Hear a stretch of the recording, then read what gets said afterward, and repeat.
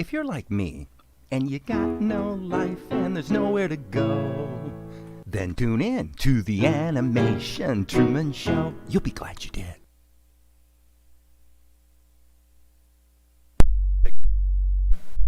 And on comes the microphone, and away goes the jingle. Good morning, friends. I guess technically it's not morning. It is now afternoon, and let's rock and roll. Okay, so we're going to get right to it. Here's the deal. As we were looking at the progression of Webisode 2, which of course is part of Episode 1, I felt that there was a... good morning, Darren. I felt there was an omission. And the omission is that as Tianara carries out this kindly gesture to the blind beggar, and then her mother kind of scolds her for it. So we're, this is all pretty dense, but we're just trying to get the characters in the show established a little bit better with Mel, and for the first time with the other characters. So Luka, Tianara, Carliana, her mother, that's why their names are kind of similar. Monkey, these are all new characters that we're being introduced to right now. So what was bugging me about it was I felt that initially what happened was we sort of had this moment where the mother scolds Tianara, and then that situation essentially is resolved, and Mel's reaction was more or less this, where he's like, oh well, and then he goes and slips on a banana peel, and then we move forward from there. What I felt was a little off was that, good morning, Maria, we really needed a moment where we restore the situation with the blind beggar. And I thought the appropriate way to do that was with to use Monkey to do that.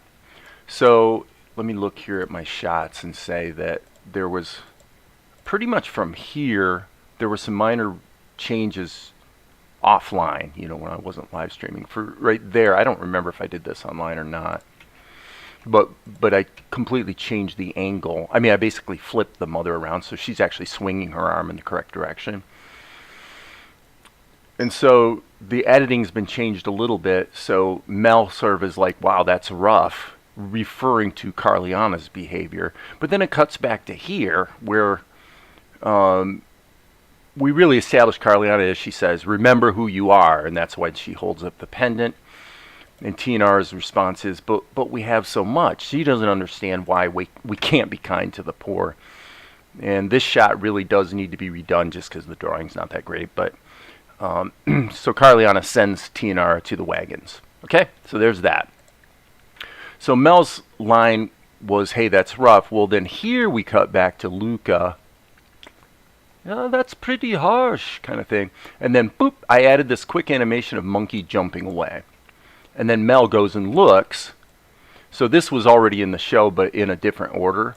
So this makes a little more sense. So here's what we have today, and this is what I'm going to be working on, is we've got a rough pencil test where we cut to the coin, and actually let's just jump back here to Krita and we'll just do it full size here. So hey, Tiny Salad. So what happens is we got the coin, and here's what we see. Monkey comes up, grabs the coin, broop, disappears, comes up behind the blind beggar, offers him the coin. The beggar turns around and says, oh, thank you, my friend. Thank you, my little friend. Something of that nature. So you can see this is an extremely rough pencil test, but I think it does a nice job of sort of solving the immediate problem. Because to me, there's a bit of a moral quandary in the fact that Mel would be able to be so dismissive. I can understand why he'd be dismissive of the fact that this girl's mother kind of treats her poorly. But I had a problem with the idea that everybody's completely forgotten this blind beggar. So to me that was a little odd. So his line now becomes, instead of saying, wow, oh well, and then getting on with his business. Now what he says, without having to change the lip sync, he says, wow, that'll work. So he's referring to the monkey when he says that'll work, which is pretty cool, I think. So that's where we're at. So we kind of have some decisions to make here in terms of this pencil test. One of the things that has definitely gotten me in trouble throughout the course of the show, as a producer, animator guy, is going from a rough pencil test directly to ink and paint. That has gotten me in trouble multiple times, because what I find, what happens is your brain, your imagination fills in the gaps, okay? Fills in the blanks that aren't actually there. And then when you go to do ink and paint, you need to fill in those gaps. So like right now, we've got no characterization of monkey. In the next shot, obviously, we've got even less characterization of the blind beggar. But that's just me working out the timing and making sure things feel right. So now what we really need is a proper pencil test. Potentially, I'll just tease the idea that potentially the more complete pencil test could be something that, depending on how you do it in the software you're using and whatever, could actually evolve into the ink work. Okay, that's a little easier on Krita because you can crank down the alpha. Well, basically, in order to do what I just described, the way you would do it is you turn down the alpha of this picture. And of course, you could just do it on a separate layer too. There's no reason you have to do it in the same layer. But what you do is you turn down the alpha, do the proper pencil test, and then do a cleanup step. So it's kind of analogous to the way they used to animate on paper. Scan it into the computers, then do a cleanup step. And Darren says, I believe having... yeah, I knew you liked the fix, and you know, it's Maria and Darren, I know you always favor anything that involves monkey. So, and this certainly, I would say this clip certainly has a lot of the monkey character that we've come to like, that you wouldn't even, I mean, this would be the first time you see it actually in the show. Other than him popping his head out here and there in a very, you know, quick and snappy way around Luka, the things we know about monkey, we don't know yet. And I think one of the interesting things about this for me with the character of monkey is it pretty concisely captures one of the most important things about monkey that will prevail throughout the show, which is that monkey is the character who always behaves like a monkey. He doesn't act like an intelligent person kind of thing, and he doesn't talk or anything like that. But actually, if you look back at the show, you'd go, okay, this is the character that actually always knows what's going on. He's the one who always recognizes the elephant in the room. And whatever he does tends to cut right through all the games that people play to the heart of what's maybe most important in the situation. And that's really what he's doing here. Now, to be honest, I didn't plan that with this particular sequence. I didn't think that all of that through. It's more like, because I know the character of monkey and I knew what I wanted him to do, you know, after I did it, I'm going, yeah, actually this does a really good job of encapsulating what monkey turns out over time to be all about anyway, which is great. So it's a kind of a big win in terms of an addition to the show that solves the moral quandary, establishes some things about the characters a little bit better, and yeah, you know, kind of cuts to the emotional heart of some of the things we probably would want to see resolved in a sequence like this. So anyway, that's that. All good. And so I've got a couple choices here. You know, the hard work of timing's been done. So really where we're at is just doing a proper pencil test. Okay, so step one for me I'm gonna just make a quick change. I don't like the way that's like slanted. I think it should probably be. Oops, I'm in the wrong layer. Don't be in the wrong layer. Let me find which layer I'm in here. Okay. So I hit the A key and just flip that a little bit. Twist it a little bit. Rotate it, I guess is the word I'm looking for. Okay? So that's that.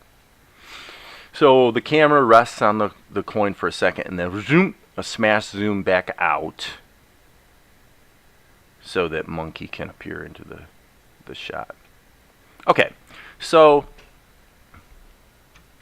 again, this is the Animation Truman Show. Anybody who's new here, we've got 3 out of 4 viewers who have announced their presence. I do want to say, because I've been negligent to say this, but I do want to say that if you love the content, consider supporting the channel. The link to the Patreon is in the description for the video. And so subscribe, like, support, all those things. It's really appreciated and helps to keep me going, baby. Well, the more support I get, obviously, the more time I can give to this. Because as I've mentioned many times, this is usually about a 1 to 2 hour a day proposition. Sometimes it's a little more. I mean, this week I've been kind of getting into it a little bit and giving it a little more time. But it's really my commercial clients that pay the bills. And it would be wonderful to be able to just make it my full-time vocation to just do a good job of telling stories, you know, in an animated format.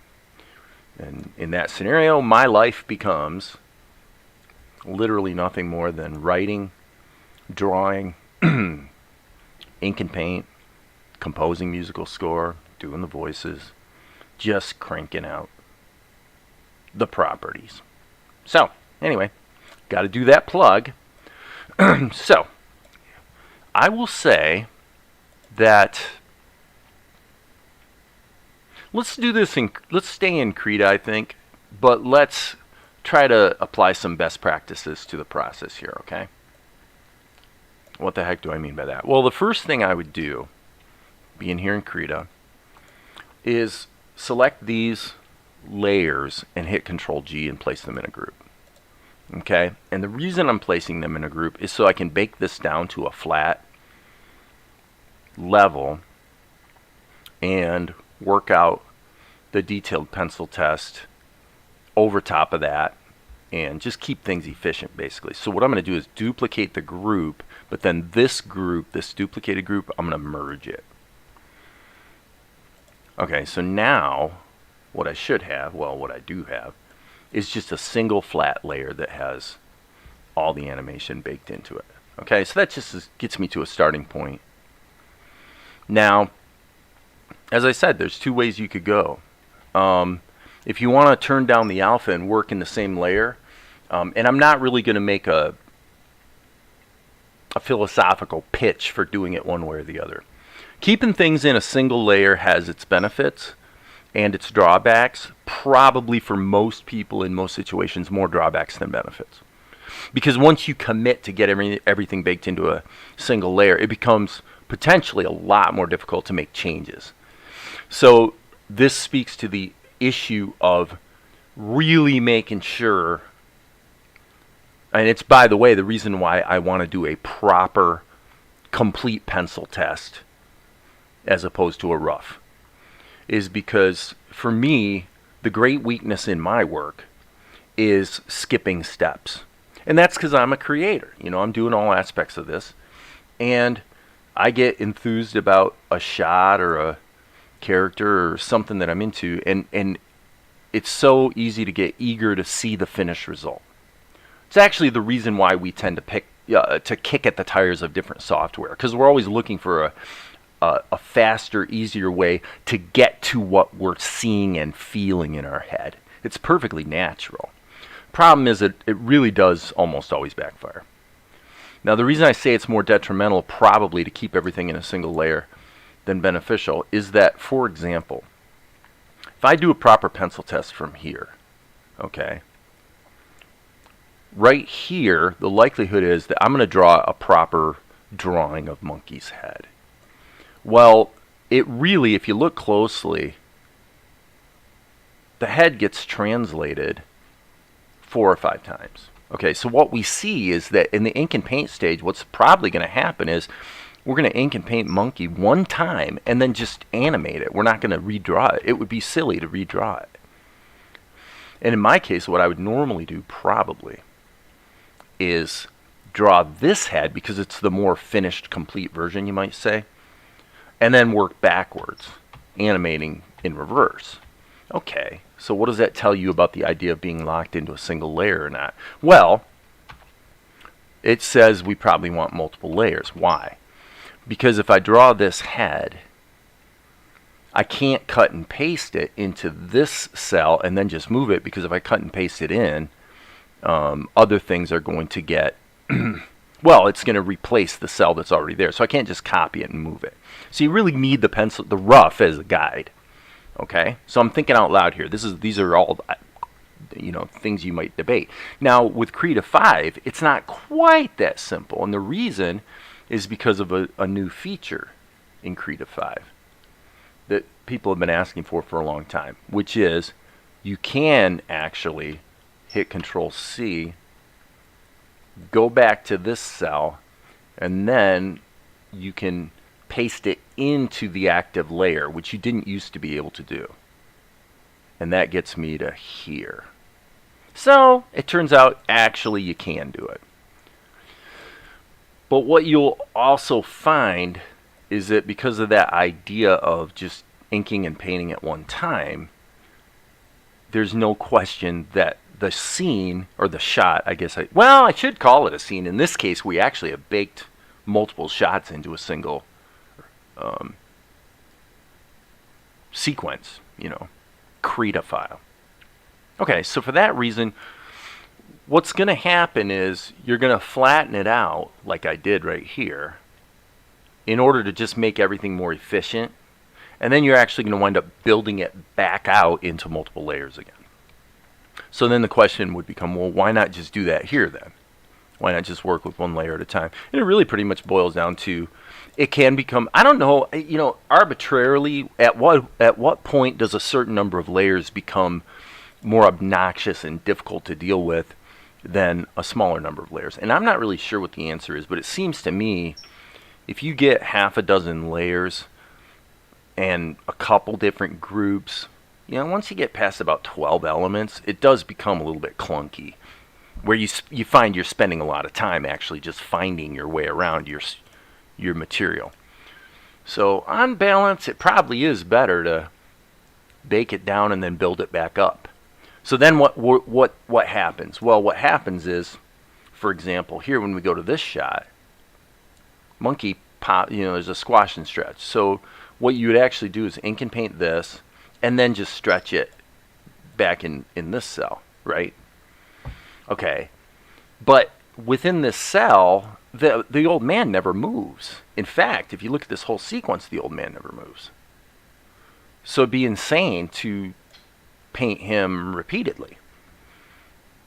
So what do? Well, again, it's kind of your choice. It's like in Tahoma when you use the S key to grab a hold of some. Well, I can't do it now because there's nothing drawn in here, but you can just move things around within a layer as opposed to going to another layer.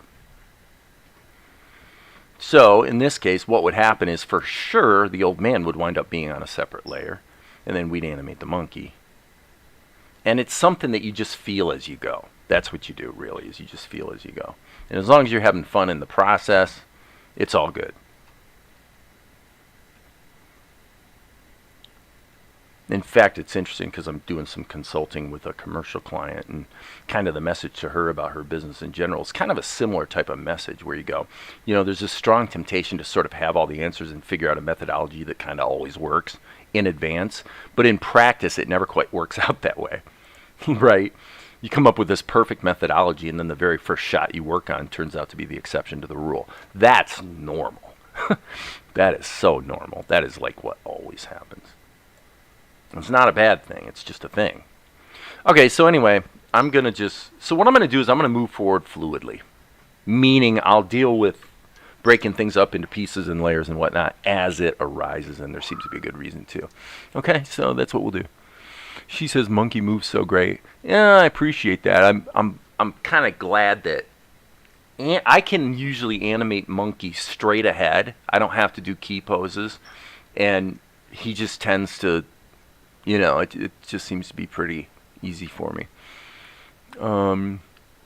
Late start this morning. Didn't get far in my Chopin project. Wanted to rush the first tweenings. Yeah, I was gonna go to the pencil test on the Discord, which I'm there now. Because I did intend to look at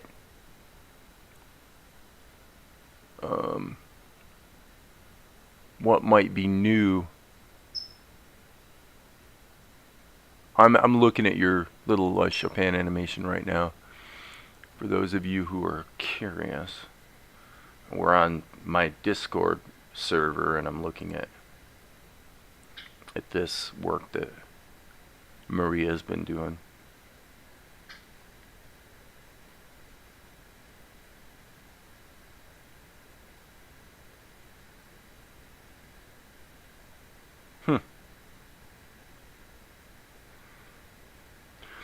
I'm going to say something, by the way, that may be helpful for you, Maria, and I mean, probably more than, I mean, a lot of you may benefit from this. But I was looking at, because I watched, well, maybe I should pull this back down here because this pencil test that I posted last week was inspired by Secret of Nim. Okay, so basically on the other screen, Secret of Nim's playing in the background thing. Okay, I'll just do a little quick. I was in the mood to do a pencil test, and so I'm like, well, let's just do like a mouse or a rat sort of kicking in a door or whatever. Anyway, with that in mind, I was looking at, I did a comparison this morning. I really wanted to ask this question because I thought it might be helpful to my subscribers, okay, which is this. What the heck is it that makes the characterization in the drawing in Secret of Nim look so good when the characterization and the drawing in Secret of Nim 2, which clearly had a vastly lower budget, okay? But what is it that makes it look so good in the original and so bad in the sequel? Because they're not that different. There's a few. Okay, now this is interesting.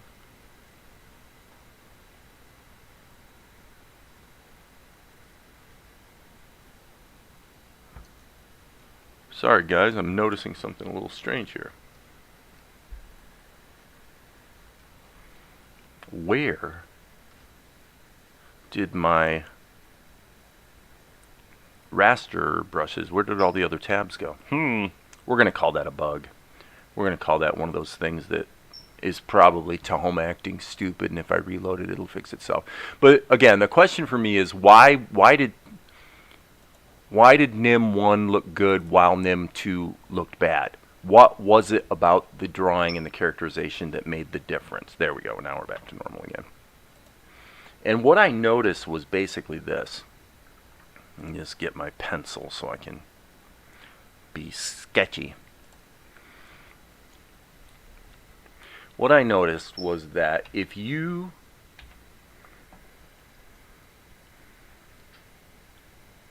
if you want to draw, like I want to improve my drawing, let's say, okay? Well, anybody can draw a circle.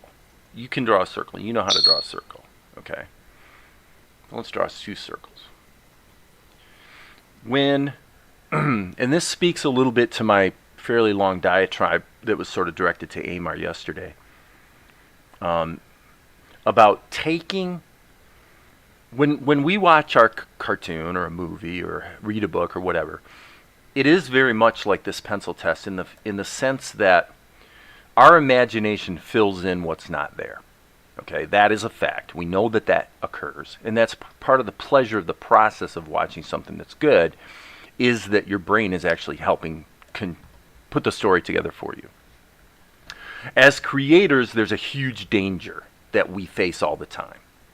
And this is what I was sort of speaking to yesterday. We respond emotionally to the entire package. And as creators, we can be psyched out by the entire package and say, well, I couldn't do that. I couldn't do the work that's that good or whatever. And yet what we saw yesterday with Castlevania, which, by the way, like an idiot, I kept calling Castle Transylvania.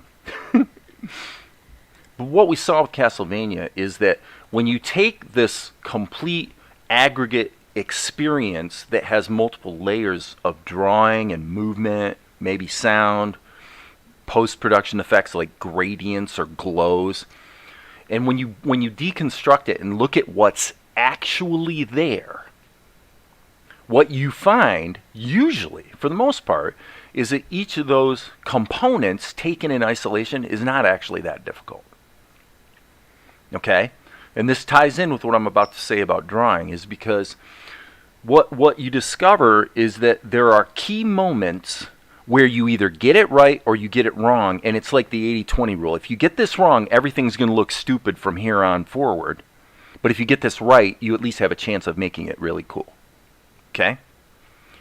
Well, what would that be in relation to drawing characters? Well, the first thing I would tell anybody that's trying to improve their drawing is to begin immediately to think about the three-dimensionality of whatever it is you're drawing. So if this is the head of a rat, I want to think about, and by the way, if you use a program like Blender and just look at 3D geometry and just rotate it around on your screen, you'll see this because you can see all the vertices that make it up. But when you think about the three-dimensionality of it, just use your common sense. You know that there's this line that bisects it if it's a sphere, right? And then as you go down the sphere, you've got other lines that are bisecting it. But if you think about the three-dimensionality of it, then you say, well, commonsensically, let's hone in on this one. If let's just say that the rat's eyes are here. Well, the eyeballs are actually receded into the head. I mean, you know that. Doesn't matter how well you draw. It does not matter how well you draw. You know that eyeballs are receded inside a head. And that means that there's a ridge over the top of that eye line. Okay? Let's say. And there's also eyelids working together to define the shape of where those eyes are sticking out, let's say. Okay? Now, if this is a rat, then of course he's going to have a snout. So now I'm thinking about the three-dimensionality of the snout. Okay? Which is kind of a banana or a football shape, right? Now I'm not just going to draw the projection of the shape, which means the outline, the way the three dimensions are projected onto a flat surface. I'm going to think about this. And I can already see a mistake that I made. Because this really shouldn't come to a point like that. In reality, if he was angled the way he is, the point of that football would actually be about here. Okay? So when you think about the three-dimensionality of it, you're more likely to draw it in a way that's more accurate. And it'll kind of fool you, and you'll probably be resistant to a degree because you're going to draw something in a way that's foreshortened that doesn't really feel right, but then when you step back and look at the whole drawing, it actually looks completely right. Okay, so I'm thinking about how these cracks and crevices and whatnot relate in three dimensions to the whole form. Okay, so his ears, by extension, they're not flat.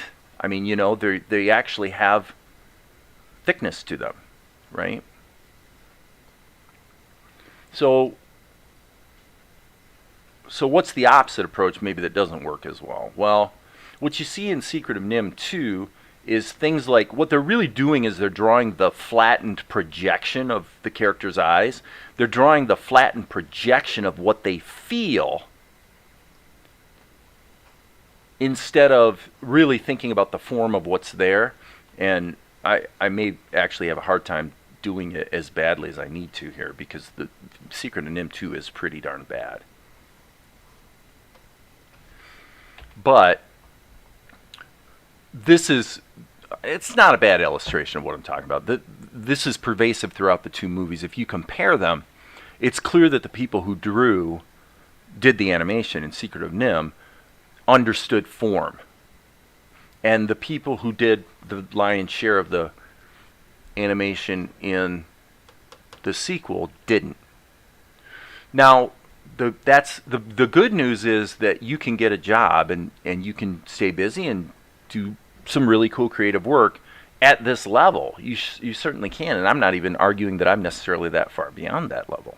Okay, so it's not really a deal buster. But if your goal is to be better and better and better at drawing, you really need to think about what's actually going on under the hood in the forms of the things you're drawing. You know, like when I draw a head, when I'm doing it well anyway, I tend to really be thinking about the three-dimensional forms. I'm really thinking about the fact that the eyes are receded into the skull a little bit, and that the nose bumps out. As when you draw the projection, what you're doing is you're reproducing your visual and emotional, to a degree, reaction to the aggregate effect. So seeing this actually becomes this when you try to reproduce it. And that's because you're thinking about the wrong thing. You're thinking about these lines and the projection onto a flat surface, instead of what this artist was actually doing is they're thinking about the underlying forms. Does it make sense? So if you apply that to everything you draw, and then recognize that everything you draw really is nothing more than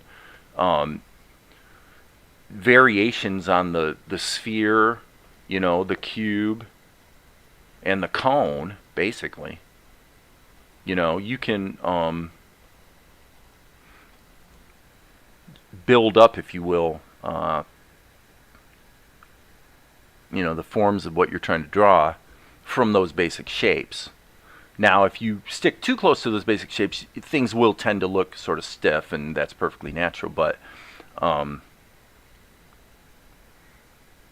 that's where actually I think, well, in a program like Blender, metaballs are kind of informative.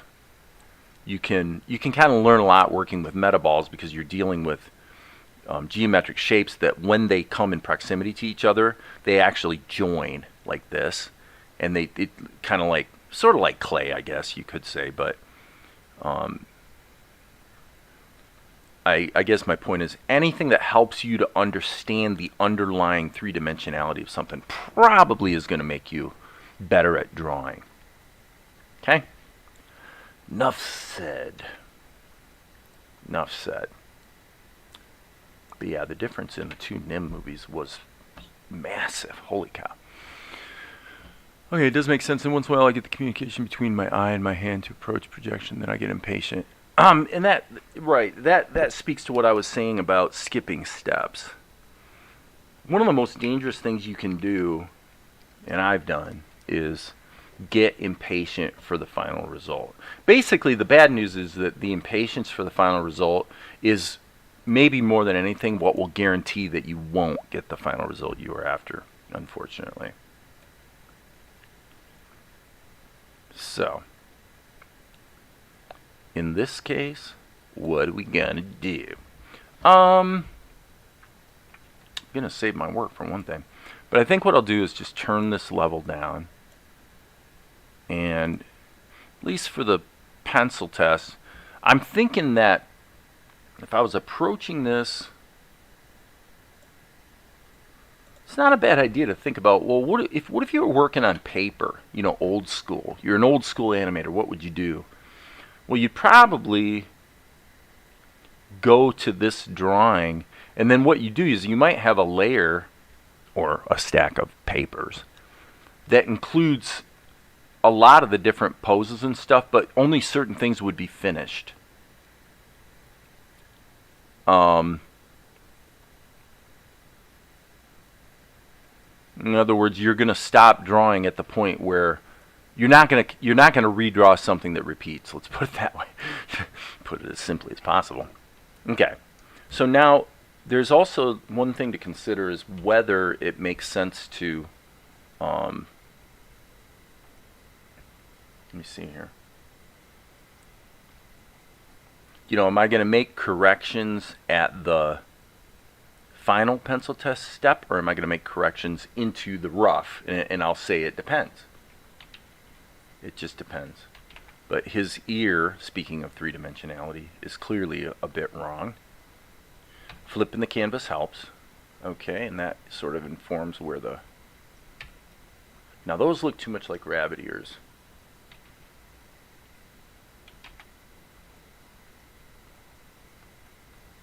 Need to be a little rounder. That's not too bad. They don't have to be symmetrical. I really actually don't want them to be symmetrical, but I do want them to be kind of close. Okay. I'll jump up here. Actually, I'm going to turn this down even more. And let's switch to... This does not seem to want to switch it back to its original size.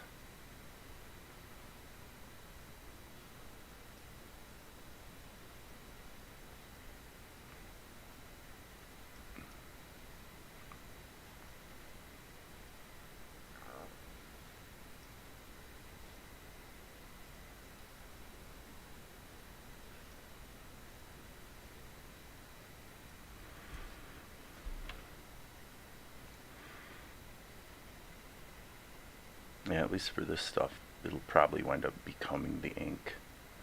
Because a lot of the stuff of Monkey in the show was actually done this way, where you have a fairly sketchy kind of ink work. Seems to suit him.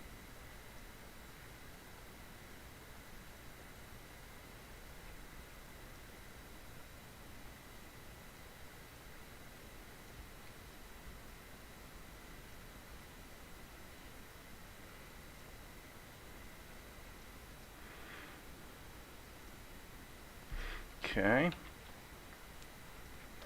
This is where it might actually help to just rotate the screen a bit. Didn't mean to hit the freehand path tool.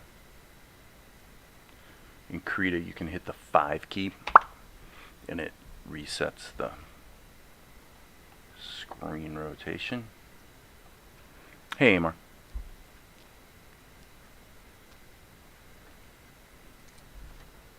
Okay. So, something is wrong with Monkey. I'm gonna jump around here. Actually, you know what I'm gonna do? I think I'm gonna load up. I am gonna load up episode 2 because I want to see. I want to look at some Monkey stuff from episode 2. Early in Monkey featured heavily in episode 2 right at the start. And yeah, his characterization and stuff were pretty much spot on. Something about his ears seems wrong. And frankly, I haven't drawn them in a while. And I'm not quite sure what I'm doing wrong. They feel a little too big. And again, more like rabbit ears. Like they're popping out too much. So... the fun thing here was that there's Monkey. Yeah, see, that's what I'm talking about. His snout isn't big enough, and his ears are too big. Well, hey, we all make mistakes, and I have done my share. I am going to fix this. So, well, I'm glad that happened, because it speaks back to the problem that we have with why do we skip steps? Well, especially if you feel like your ability is more marginal, what happens is it's easy to create a result that you can just tell, like viscerally, it's not quite right. but you spent 2 hours getting it to the point where it's not quite right. Okay? You don't want to throw away that 2 hours, and maybe you also think, maybe you don't think you can do it any better. Maybe you think, so you get married to the subpar work and are reticent to scrap it. And I'll say that what it turns out is you always benefit by scrapping it, because sooner or later you're going to improve and you're going to want to redo it anyway. No matter what, you're going to want to redo it. So if you get that sense that this is not quite right, and again, I've broken the rule so many times myself, but my advice to anybody would be just stop everything, absolutely stop everything, and get it right. Right now. There we go. That's way, way, way better. So, great example. This is actually, I'll tell you, this is exactly what would have happened on this very shot. What would have happened if I'd went straight to ink and paint is I probably would have gotten Monkey all inked in and looking great in terms of his color and the ink lines. And yet, then I would have stepped back from it and said, but wait a second. You've just done all this work and you got this great rendering, if you will, of a character that actually doesn't even look like the character. There's no saving that situation. There's no rationalizing it or convincing yourself that it's okay. Like I said, I've done it a million times. It's like, trust me, you're lying to yourself. Nope, you have to go back and get it right. However many times it takes. Because every time you do it, you get a little better. Your discernment improves a little bit. It's just so worth it, to take the time to get it right. So hence, with my show, there's lots of things that I still want to improve. Once I commit to releasing something, then I have to basically say, well, I'm stuck with it, Now, technically, that's not even completely true. On YouTube, you actually can. Unlike distributing, a movie with a major distributor where it's now out on all the different platforms and everything. There's no going back at that point. But on YouTube, I actually could, ostensibly, for whatever reason, re-release something anytime for any reason, and that's kind of a cool thing. Okay. Are we satisfied? I'm not quite sure yet. Actually, I feel like the overall snout might actually now be just a... So what I'm doing is there we go.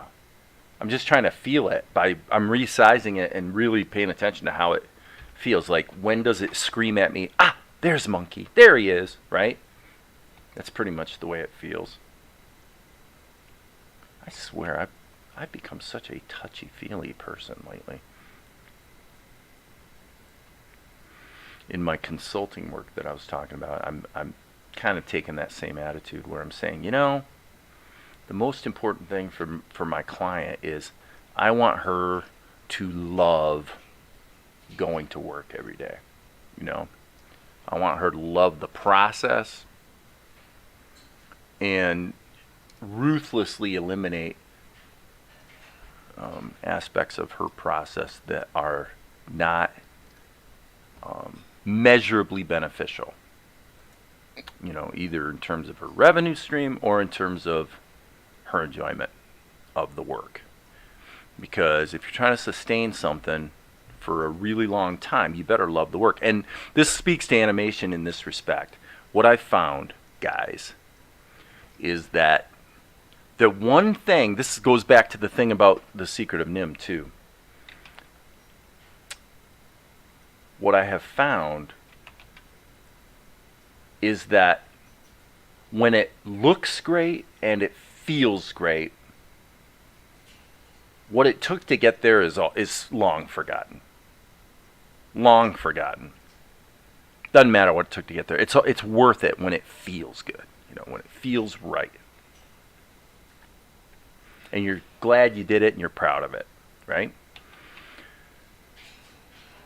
When you satisfice because you don't want to throw, you're polishing turds because you don't want to throw work away, it's almost 180 degrees the opposite.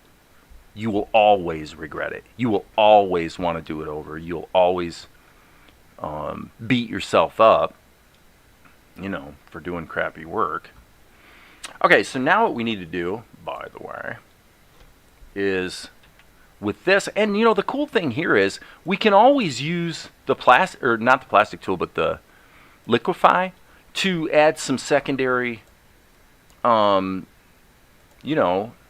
secondary animation, to punch up when he stops moving and things like that. So right now all we have to do is just kind of get the head where it needs to be. So I'm just basically hitting control copy or control drag and copying these keyframes. I believe that maybe on this frame, let me see, is he in this shot? No, he's not in this shot. So this would be an example where stretching him out might look good. And I'll go ahead and do that, but here's the thing you got to remember about this process, what we're doing right here. This is really an important thing to remember. You're still in a place where you're probably going to be redoing a bunch of stuff. Why? Well, because I've just made 4 copies of this drawing, but the reality is once I ink and paint it, or I say once I paint it, it's kind of stupid to paint all 4 of these cells. It makes way more sense to just paint one and then move it again. So that, again, kind of speaks back to this question of working on a single layer and keeping everything baked together or not. And it's not a simple one-size-fits-all solution. This is an example where it might actually make sense to do the ink and paint on his face so that I can just commit, I can lock that layer down and say, okay, the animation of Monkey's face is done. Everything else just kind of works around that, And when you're doing storytelling, every single shot is a different set of problems. So you better love it. You better love that creative process because it's never going away. And for me, it's what I said yesterday. I said my happy place is actually just doing this. It is more fun to a degree when I can live stream. It's just basically be talking to people. There's a little bit of a social component that's that can be good. It can be detrimental as well, but basically, probably not a horrible thing. Zanam Kong, Vor Red, were you the one who posted something like that the other day? Some weird little message that I have no idea what it even meant.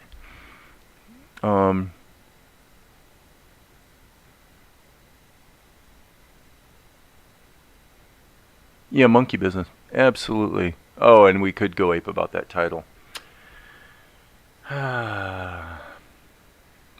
Everybody's a joker. Okay, and here, I guess I will say that in this case, we probably do want to have one. Again, we probably would use liquefy and go like, we just stretch this in like that, because that's really basically what's going on here. Yeah, and so here, again, I'm going to just recapitulate the facts that once Monkey stops moving here, we can go back, but I'm saying we would probably want to do it after it's painted. Okay, what am I talking about? Well, when he lands here, why not have a little tiny bit of recoil like that? Okay. Hardly see it, I must admit. It's not going back to the... In fact, I'm going to say, in this case, let's exaggerate it a little bit and see if it looks better. Boy, that sure goes by quick, doesn't it? Let's loop that section. Why am I not seeing? It's kind of amazing, actually, the way the...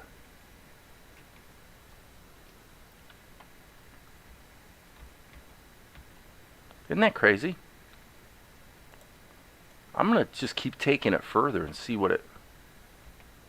See... Yeah, that is crazy. I'm going to say we probably went too far. I'm going to go ahead and hit undo. And maybe take it not quite so far. But, you know, and this is one of the cool things about animation, too, by the way, is... I've mentioned this a million times, but somebody may not have heard it, is that you do get some line and you get degradation of your imagery when you start using tools like Liquify. But the reality is that for things like this, usually, you know, when you distend that drawing a lot, it's only on one frame. So the faster things are moving, the more forgiving it is. That's why I actually think guys that are animating at 12 or 24 frames a second really have it kind of easy. You know, where it becomes nightmarish is in the tweening, because there's like so many drawings required, right? Possibly.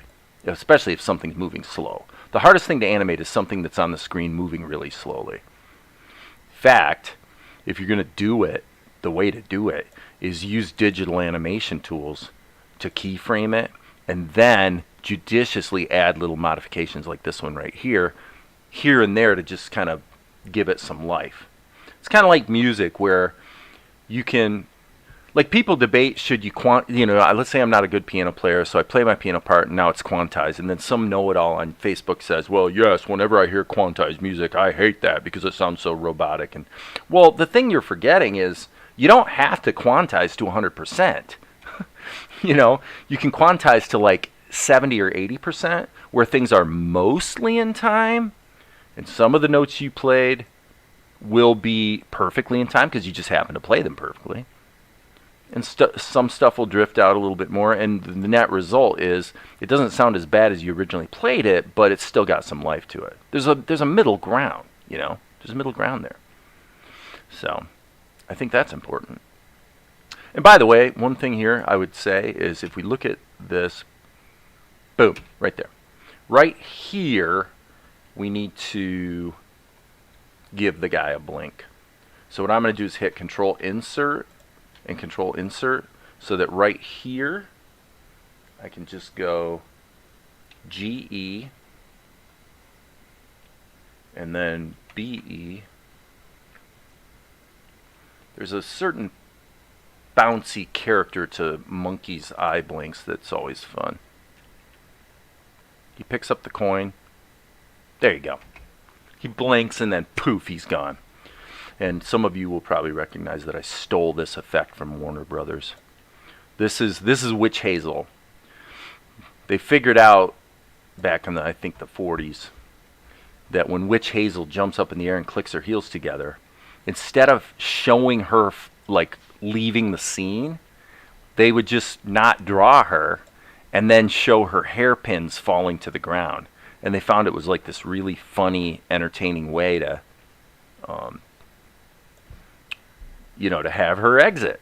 And I stole that for this show. I stole Witch Hazel's idea for Monkey. So this is actually the second time I've used that effect.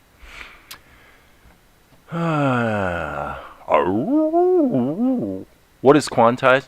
Quantize is, well, you see the these squares on the screen.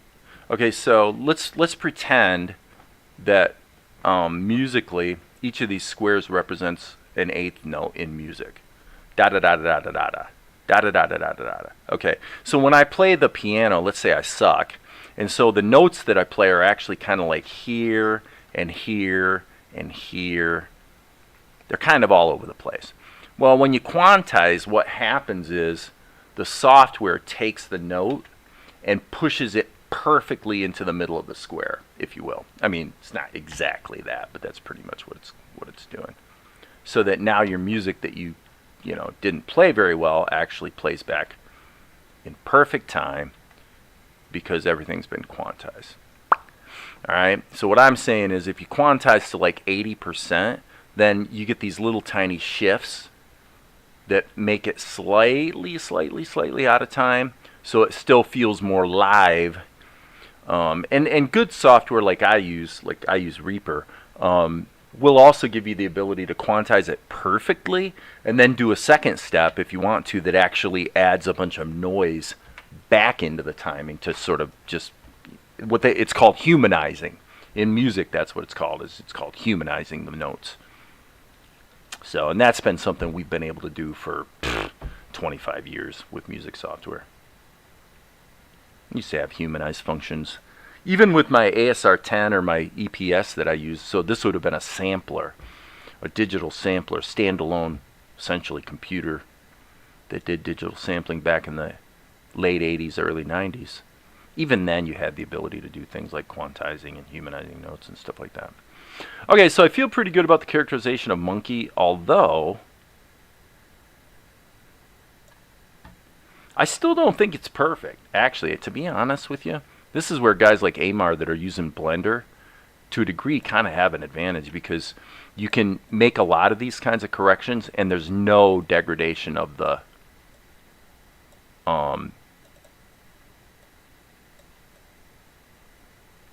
lines. The lines don't fuzz out every time you make an adjustment, because it's basically a vector format. So, but that's okay. We're looking okay. So what I wanted to see was, okay, so that was actually the one that was modified. Okay. Just gonna make a slight change here, because and be selective, about where you choose your battles wisely. In other words, once monkey settles to this pose, we're stuck on that pose for like, a second and a half. And it turns out, now here's a happy little accident. Look at the way his ears pop up around the blink. That worked, and that was an accident. I did not plan that. I'm actually going to take it further. Look at that. Blue? I love it. The ears popping up is actually a very appropriate precursor to what happens next. So, yep, look at that. I am going to actually try to balance these out a little bit more. I didn't like the change between those two frames quite as much, but yeah, that's okay.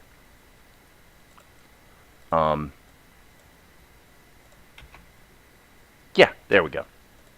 So, again, happy accident, but I like that. I am going to save my work instead of being stupid. Okay, so now let's deal with, well, first of all, I guess we'll see if there really is no other, well, actually, look at this. Look at this.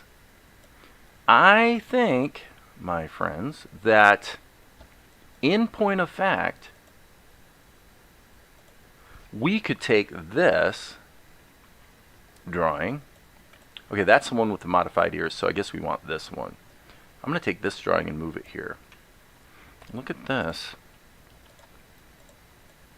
Look at this. We'll shrink it down a little bit.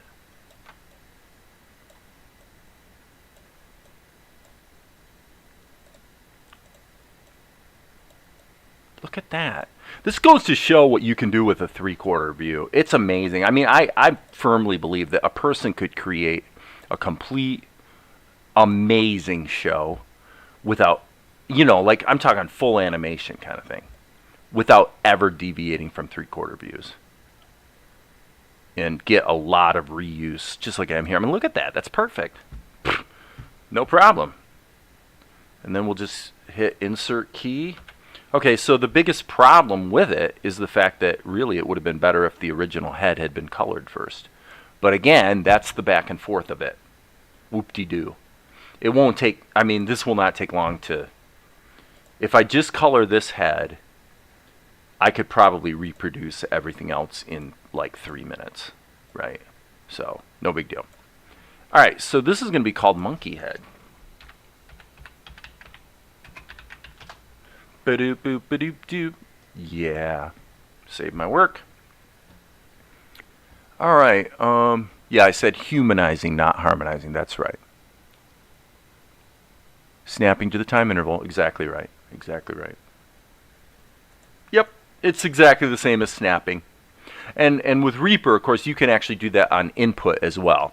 So you can have real-time quantizing that occurs so that as you're recording, it's actually fixing the timing. And then when you play it back the first time, it's already, perfect or perfect. Usually, like if I'm having to play something difficult, probably going to be about 80%, 80 to 85% quantized. You get up to the 90%, and you might as well have gone to 100 because it's so perfect that you lose the human element. And there's a time to have things quantized perfectly too. I mean, if you're, a drum track, for example, anything that's percussive, you generally want the drummer to be pretty much exactly on time.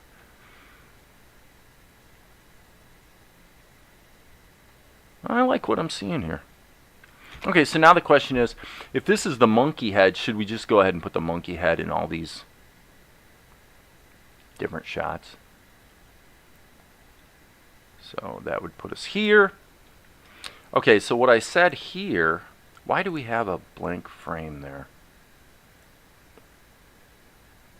He disappears there, so I think this is erroneous. Control-Shift-X. Get rid of that keyframe. Now what I'm going to do is go ahead and ink this guy. So this stuff about, kind of revising your work and being picky and taking the time to do it right, blah, blah, blah. I have to say, I can't say it enough. Because, as I mentioned yesterday, my happy place is when I'm just quietly doing the work. And I'm feeling that right now. Like, I'm kind of seeing this shot come together. And I'm like, you know what? This is really a lot of fun. Very much a cool thing to be able to do. Whoopsie. Definitely a cool thing.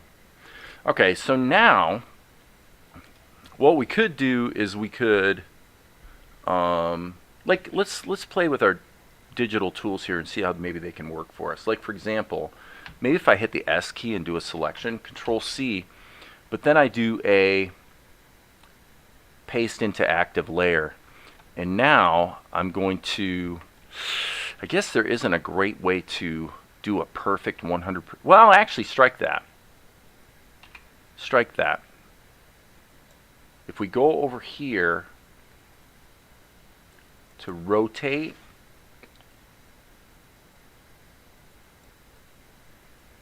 let me see. Okay, so we can control it over here. Okay, so I'm going to hit undo again. Oh boy, so now that's bad. You see what happened? The undo actually, because I was doing this spinner, there's actually a million steps of undo now. Okay. Dangerous behavior there, sir. So I tell you what, I'm going to just delete that. No, I'm going to move it over here and then delete it. Okay, so let me do that again. Control C. I don't have a hotkey set up for this yet, so we're going to paste it into the active layer. And then what we want to do is basically, this should be on the x-axis. So that's kind of strange. Let's do 180 here and see what that does.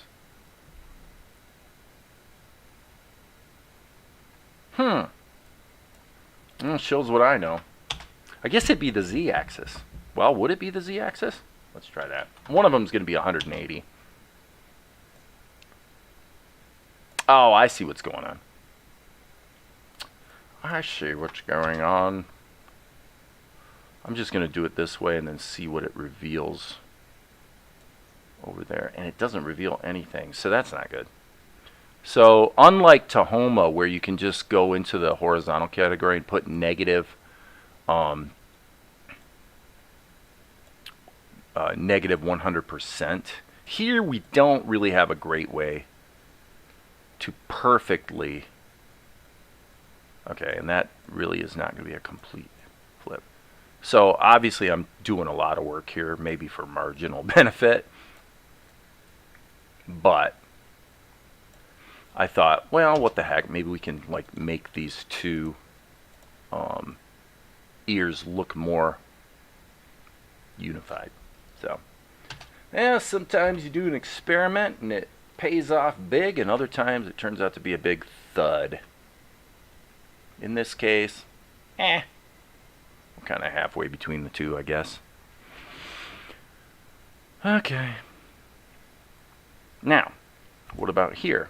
Well, here we would have major league liquefaction going on. Like so.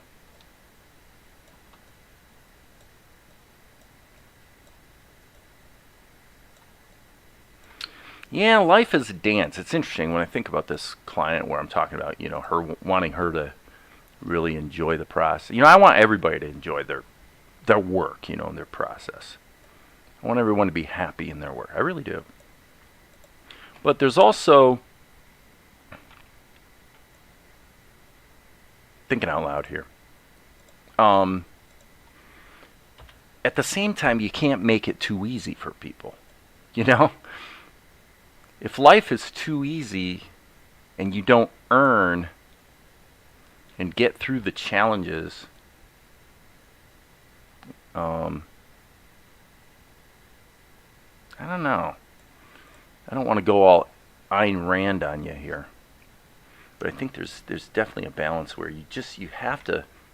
Suffer is not a good word, because usually when you're talking about drawing cartoons, there's really not that much suffering going on. But there's something about having to struggle a little bit creatively and get through like discouragement and doubt and all those things. There's something about having to get through that I really do think is a bit of a proving ground for people.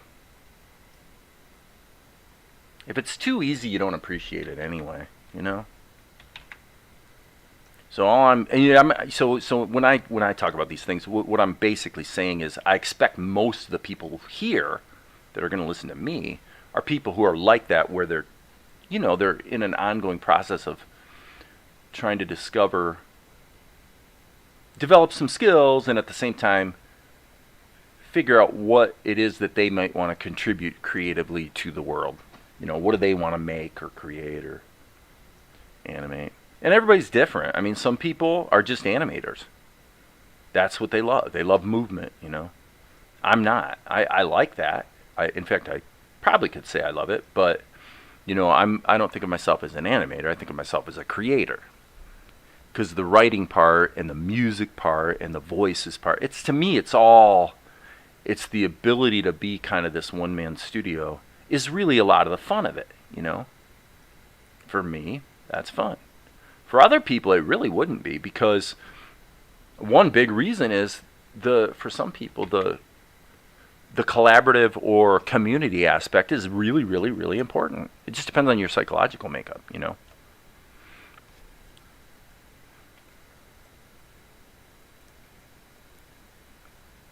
It does depend on your psychological makeup.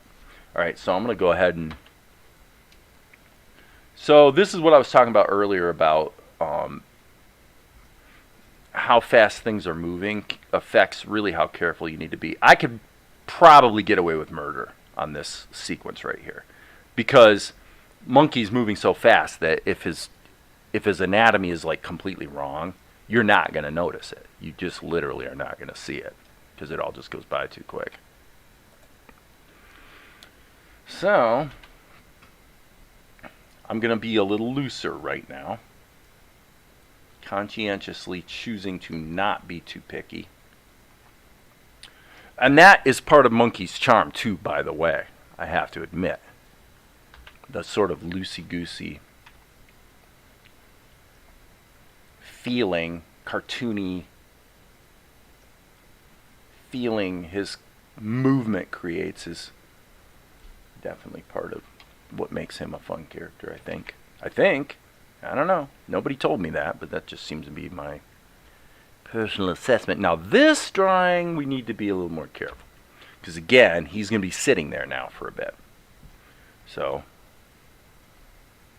I'm moving a little quick here in order to get the ear in there. I seem to draw the ears better when I am not too ginger with the old stylus. So, to a degree, keep it loose, keep it fun. Hey, Goswami's here. Hey, Goswami.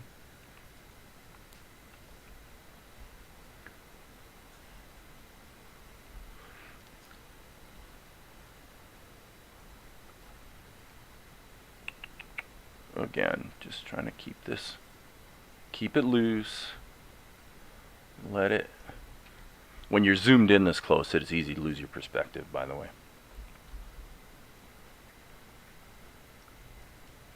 Okay.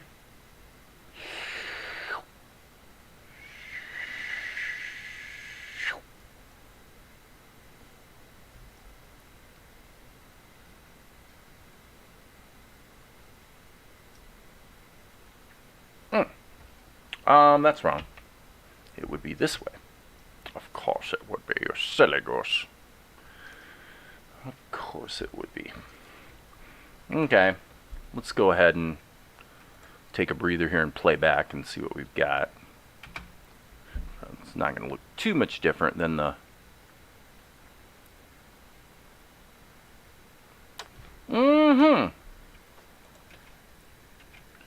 What do I want here? I think, save our work. I want to loop this. Okay, what I'm seeing,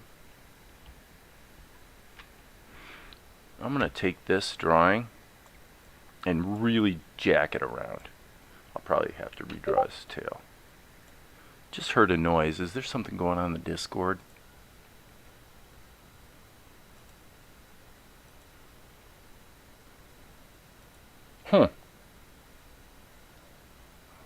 I thought I heard the little signal that sounded like the Discord warning, but I don't even know why I have my headphones on, actually. Kind of stupid to have the headphones on when I'm not actually listening to anything. But anyway, what I'm trying to do here is, yeah, and I think this one,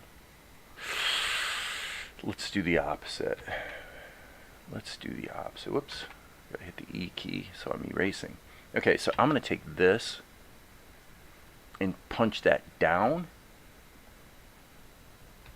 and E key, so I'm not erasing now, and punch that up.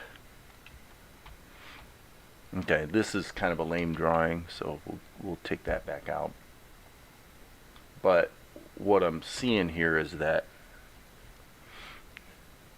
boom, yeah, I'm going to actually do a more proper pencil test here. A little sketchier. I may have to do some cleanup on it, since I am obviously moving in the direction of probably going straight to ink and paint on this particular level. Whoops, I just did it again, didn't I? Okay. It's a great example of where I really need to slow down. Drawing it this small really isn't a problem, but what I'm trying to do right now is just be sensitive to where the bottom of his ear is supposed to be. You know, if I draw too fast, I'm gonna just get something sloppy in there that doesn't quite work. Okay, so now I want to go like that. Boom, boom, boom.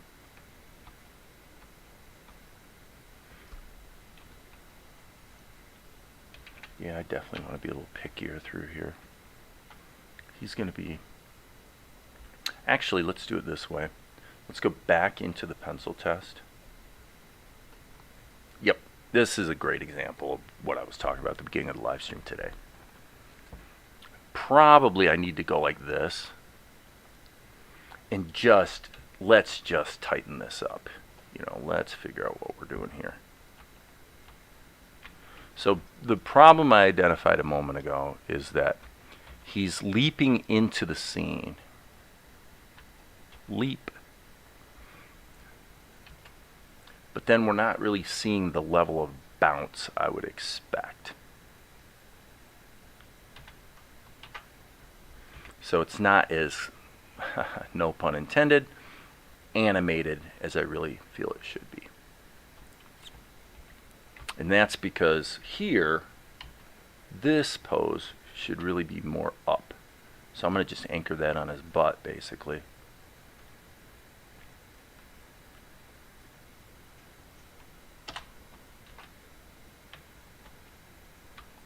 And then this one again would be the complete opposite.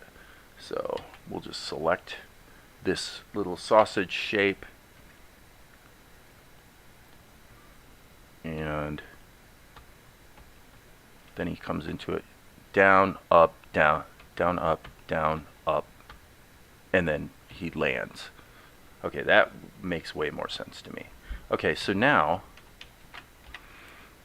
all right, let's do this smart now. Let's work from the known to the unknown. What's known? Well, one thing that's known, I would say, is the bottom of his foot here.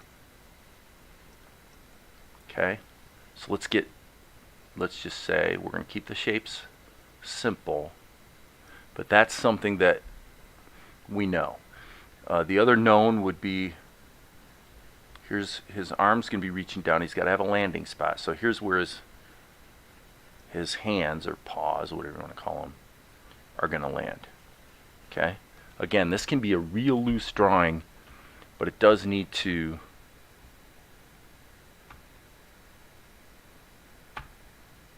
basically move correctly. So now I'm going to say his feet are going to plant something like that. Okay, so for monkey, so there's a little bit of foreshortening.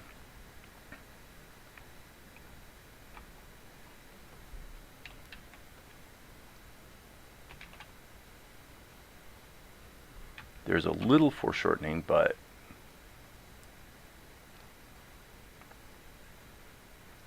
basically we need to see the length of his leg a little bit at least. Okay, so now I want the tail to sort of whip around. Here the tail would be coming down. Boom, up, right? See what I mean? Okay, so here, now we're back to the bottoms of his feet again, because he's leaping away. And here we could just kind of put an indication, I think, of his front paw. Obviously his head is screwy right now because I think I must have rotated it. So it's this oscillation between being sort of stretched out or crumped up in one direction and then down to the other direction. So that thing I was saying about three-dimensionality here kind of comes into play, because basically his body it's basically a chopped off cone, really, you know, that is then rendered a little bit more organic because it squashes and stretches. But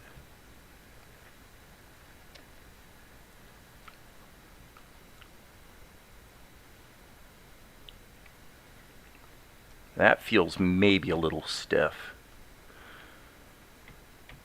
Frankly, I'm going to say, let's take this even a step further. I think what I'm going to do is grab this and let's just see what happens if we liquefy this, just specifically so that his butt is so far up in the air that his legs can be straight. This looks crazy, but I'll bet you when it animates it's going to look pretty fun.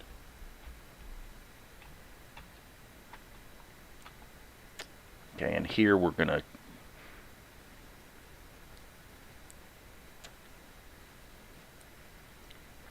keep it real goofy. So this is going to just kind of flow up out of his spine, obviously, since that's what tails do. Let's see how that feels. I reserve the right to have made a horrible mistake and have it look awful. But yeah, that's way better, isn't it? At 8 frames per second, since we're kind of doing limited animation here, we really want to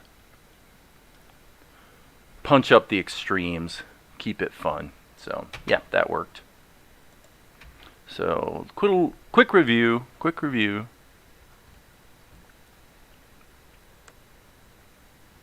Okay, and we'll turn this down a little bit. Turn the monkey head back on.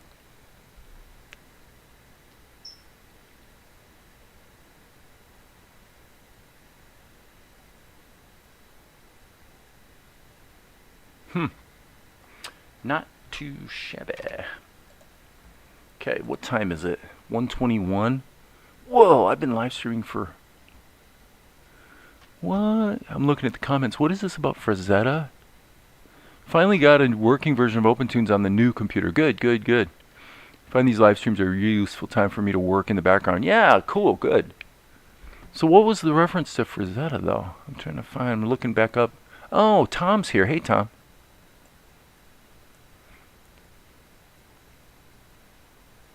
Tom's on the Discord.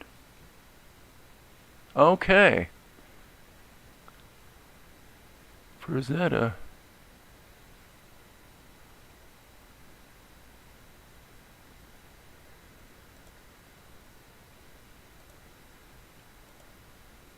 Oh, there we go. I got it, Tom. Yeah, the you know, Fire and Ice obviously was pretty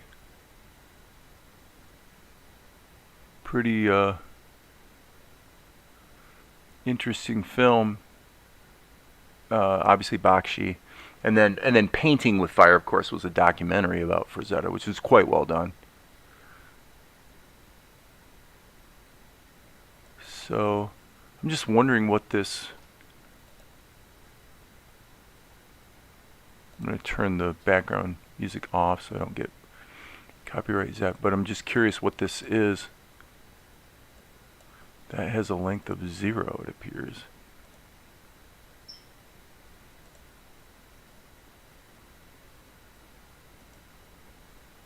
Looks like it's just an interview with somebody who was a Frazetta disciple, maybe? Something like that.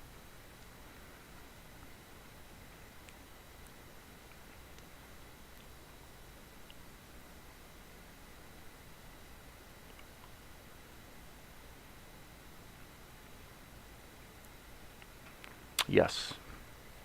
Well, when I was in high school, my this just is a great example of responding to the superficial things in art instead of really understanding how to draw. But my art teacher used to get so down on me because I would draw these characters and everybody would have their wrist bent like this.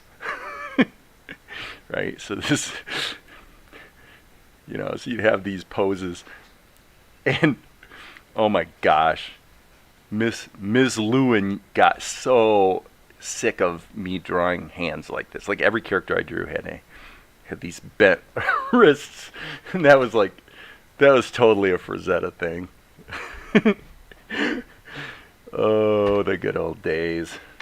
Anyway, okay, back to work. Monkey, I don't think I have this turned down quite enough. We'll worry about his body later. So I'm basically thinking that I expect I'll get maybe the ink work here dialed in, and then probably going to sign off. Typically 2 hours is usually about right for a live stream. So I'm going to just erase that whole section right there so I can. Now again, we got a lot of latitude here. I could draw this so sloppy it's ridiculous, and it wouldn't matter because it's only on the screen for 1 frame. So there it is. I'm going to go Control C, and then edit, paste into active layer, just flip that around like that, and smack it over there, and maybe just a tiny bit smaller. And then of course we have to go in and clean it up. As you can see, there's some garbage, not just these erroneous lines, but there's also garbage in the ink lines themselves.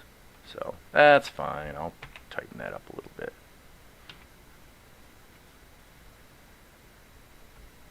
It's for sure the case that in recent weeks, when I've done animation where I just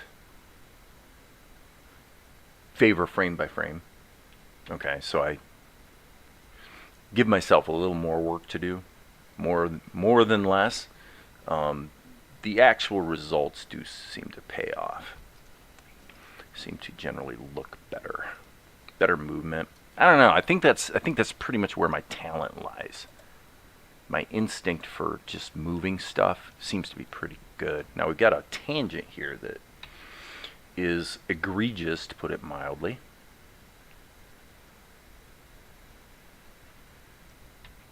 And everybody's got their individual strengths and weaknesses. I think I'm going to go ahead and take that out of there. And actually, let's just do this a little differently. Let's hit the G key. Smack that out of there. And now, whoops. Didn't mean to do that. B key. The B key, not the G key. Okay, N. Yeah, okay, that's better. In this case, do we even need... See, in some stuff I've animated before, for something like this, I would just put a little blob of brown. But I guess in this case, what I'll do is just... Yeah, that looks stupid. I don't know. I think I'm going to leave that blank. Like, you could put in a blob like that, and it would probably look better. Actually. It depends. It depends on the situation. Okay. Now we've got to...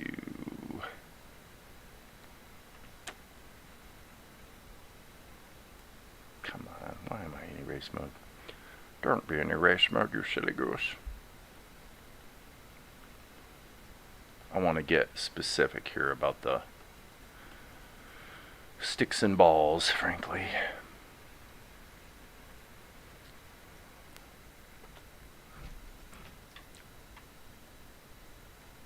Again, a lot of latitude. This is on the screen for a mere one frame.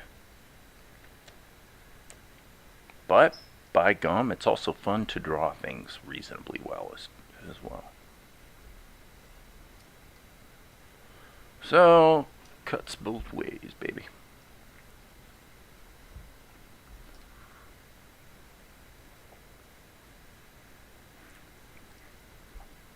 Yeah, I have to say, I'm not as enamored of Frazetta now as I used to be.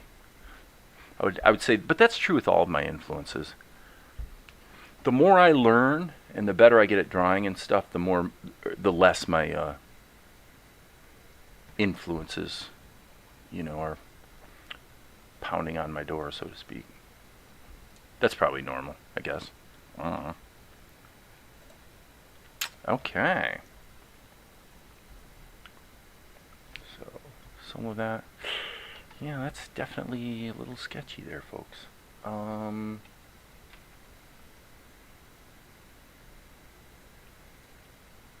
Let me see. How do I want to approach this?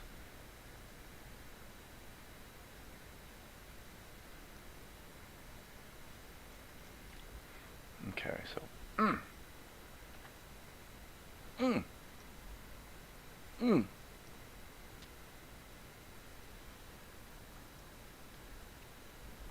Again, this is on the screen for one frame. So, choose your battles wisely.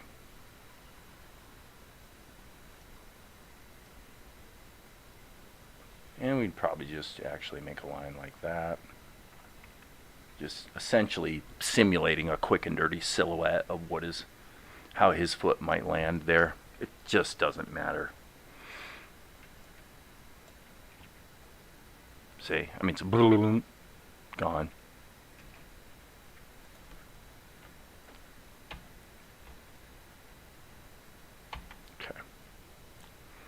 here. I would like to revise.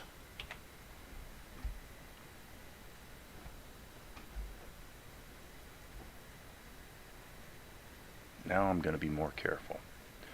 Not for any particular reason, because frankly, this one also is only on the screen for one frame. I just feel like being more careful.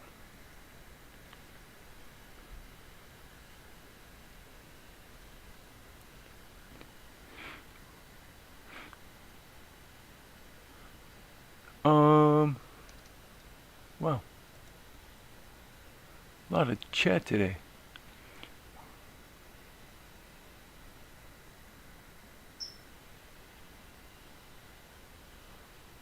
Art instructor also worked in the industry as well. Okay. Somewhat famous. Okay, I never heard of the guy.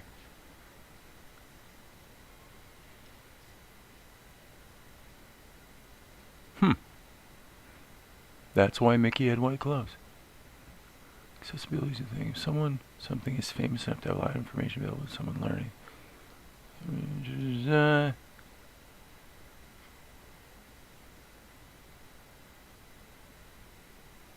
Sticks and balls will help you draw, but not doing anything can really hurt you. Otherwise, you're the artistic equivalent of musical cover band. I actually think everyone is always the artistic equivalent of a musical cover band. We are only the result of our influences, but that's not a bad thing, because the fact that you are you will cause, the more you learn, you will be unique. That's why actually life drawing is valuable, because if you draw from life, then you have nothing except your own style that comes out. And my drawing certainly improves the most when I draw from life. What I'm doing here is anything but. This is all about just smacking out some shapes and hoping the noisy feeling of movement sort of carries the day, which I expect it will.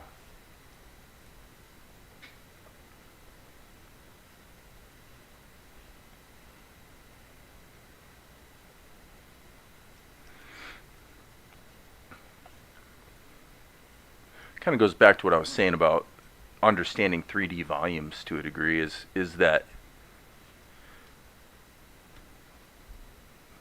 long and the short of it is that even if you're just a cartoonist, your cartoons are going to improve immeasurably by learning to draw. The better you draw, the better you'll cartoon. I'm very sure of that. Very, very sure.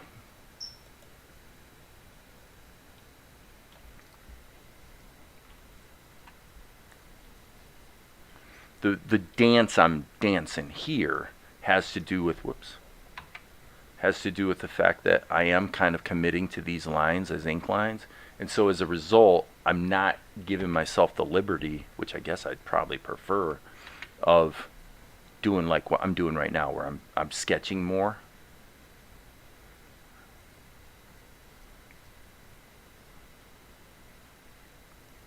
And that may be a mistake, but probably, again, when things are moving by this fast, fact is it probably just doesn't matter much. But it's definitely a lot more fun to sketch it a bit more and get a little bit more certainty on your lines before you commit to them. I'm currently running counter to that, because I'm trying to just smack down lines that I'll be able to just keep as ink lines for the most part. Well, that didn't work. Kind of moving in the wrong direction there, Jack.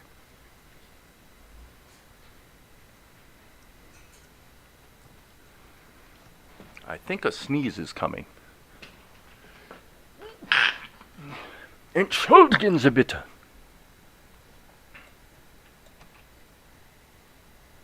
Not bad. Not bad. Okay, so this one, I see. Yeah, I wanted to put his. Okay, so I'm gonna be a little more sketchy here. By gum and by golly.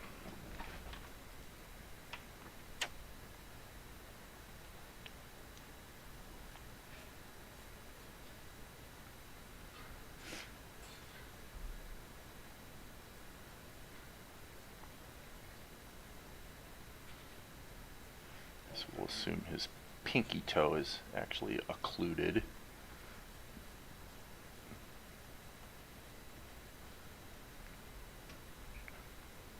Seems to me there was an episode of Seinfeld that had something to do with pinky toes. Maybe I'm remembering wrong, but I think there was.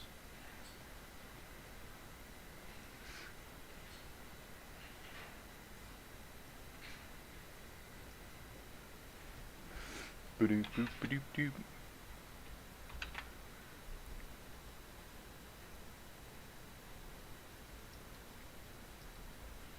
Oh, come on. Krita keeps acting stupid about my the middle mouse button. I've seen that to be a kind of a regular thing with Krita 5. Is it seems to like forgetting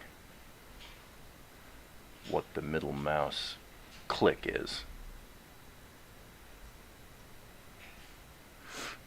That's just a chaotic pose. Yep, there we go. There's Monkey's head, so we wouldn't want to put the old man in the same layer. Let's turn this off. See what we have here, friends.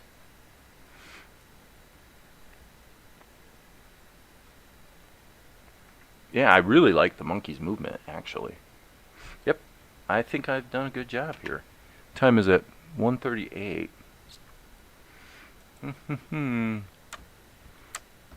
See, that's interesting. So we've got Pjash Kvij, who's posting a message, Voom Ngo.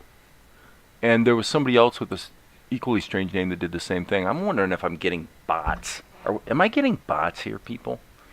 Joining my chat? Like, how stupid is that?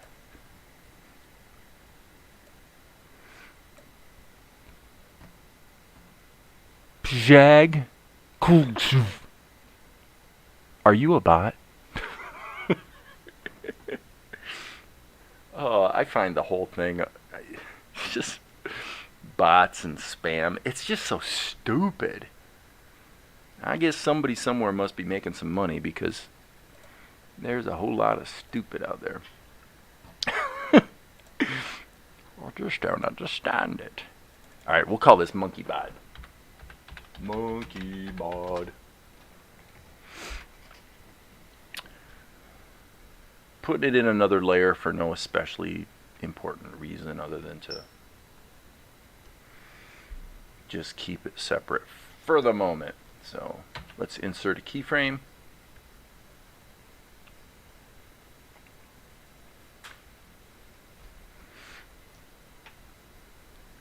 That looks like a bot. Please click all the squares that contain an automobile. Well, I don't have any problem with basic validation, you know. So, meaning that, okay, you have many scenarios where somebody might be concerned that you are a bot. Okay. Yeah, that's understandable. We don't want bots coming in and ruining our day.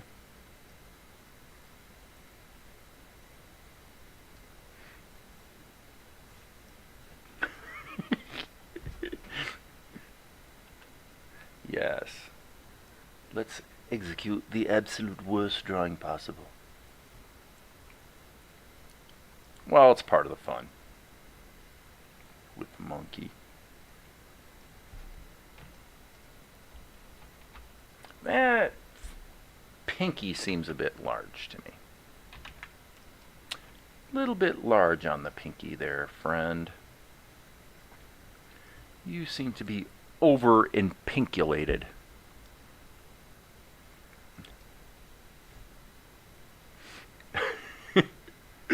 The subject of things being over-pinculated actually brings up an interesting aspect of my sense of humor.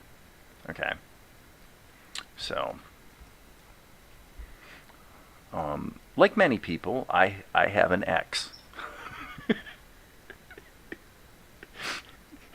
And for whatever reason, I just do not understand it at all, but for some reason, my ex, whenever I would make up words, like, you know, anti-disinpinculated, she found that, like, totally irritating. And I never understood it, and I don't think she ever understood what the real source of the humor was for me.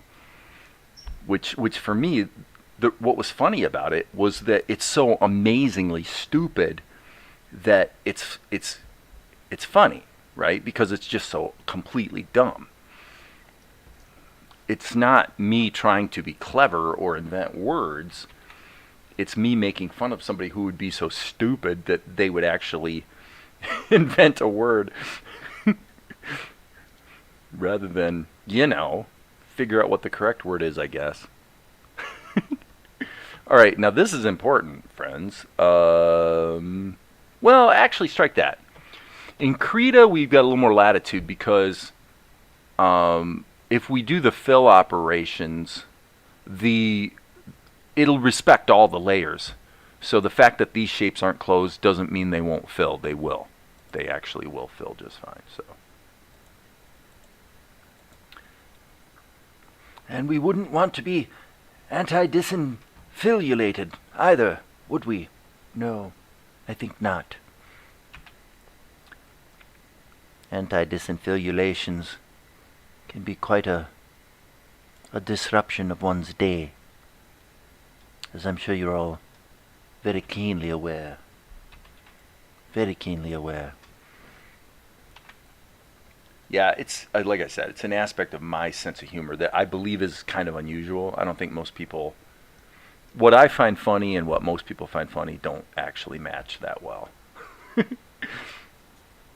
And that is definitely the case. Oh, shoot. Curse you, Red Baron. Wait. I wonder why.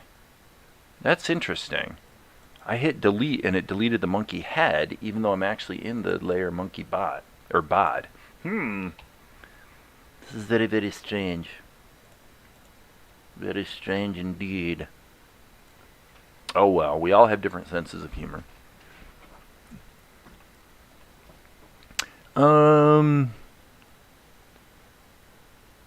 Well, again, actually, Amar, I don't think you were asking this question, but part of what speaks to the stupidity of anti-disinpinculation is the fact that you have so many like double and triple negatives that you have to sit and think about whether the person just said the positive or the negative, right?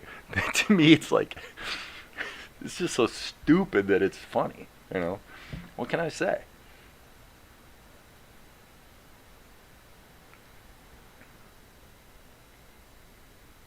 I remember when I was a kid, my cousins used to watch these old like B-movie serials that would run on Sunday afternoon on TV. Black and white rerun kind of thing.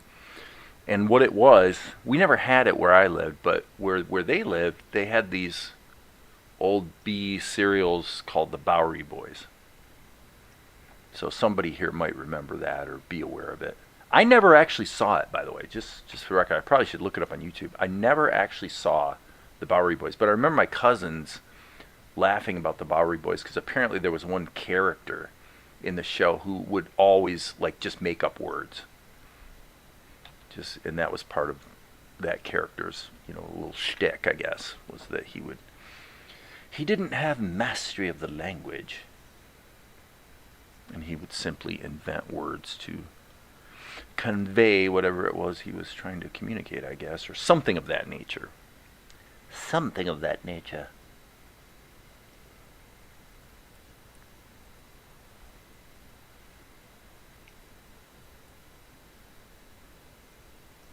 The truth is, we just simply don't know. I don't know. It's like that voice right there. Like you can picture a scientist in a white coat, kind of like Frankenstein kind of thing, black and white movie, all kinds of electrical Tesla coils burning, and you can see the guy saying something like, but you don't understand. You don't understand. And who knows what he's even talking about? What is it they don't understand? We don't know. We don't care. But it's just the idea of this guy says, but you don't understand. And he's using that. Maria would be familiar with this. He's using the type of inflection that you saw in movies in the 1930s and 1940s, and that was an actual thing in America.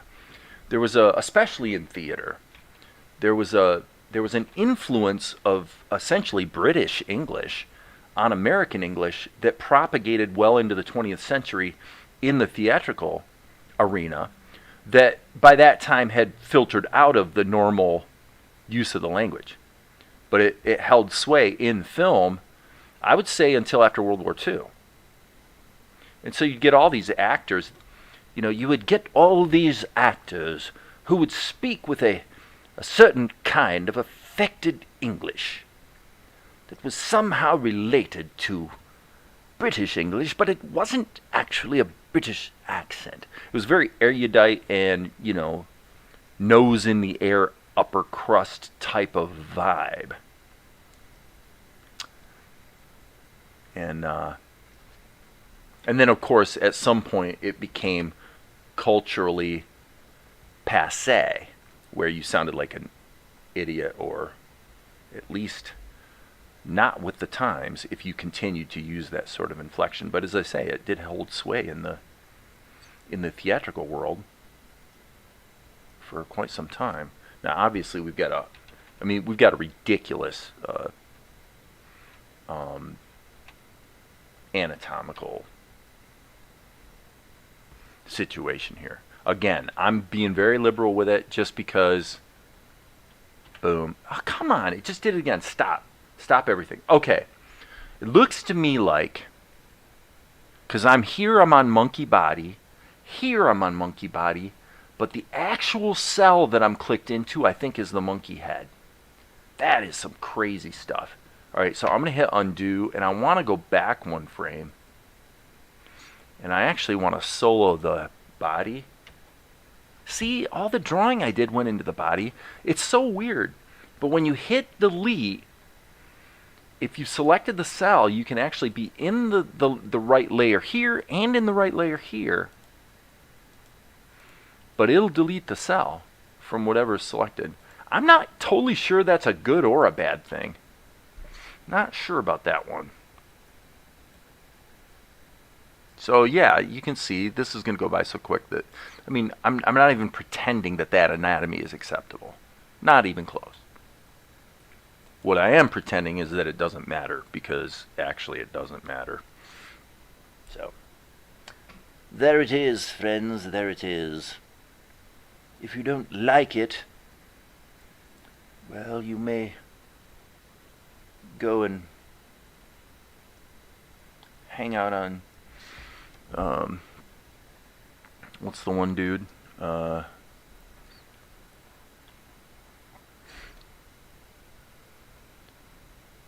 What's the one dude who has the academy, the cartoon, animation academy, or whatever it is? I forget the guy's name. You go hang out on his channel. Go get abused by him. Oh my gosh. There's an example of somebody who's a little too full of himself. But, I have to say, if he's monetizing his channel and, if he's making money with his little course or whatever, you got to respect that. You got to respect that. I don't think that's a bad thing. I think that's a good thing. I do respect that, actually. AMB, that's what it is, yeah. Frankly, my dear, I don't give a damn. Yeah, right. What a quote. What a quote. From Gone with the Wind, Clark Gable. Clark Gable.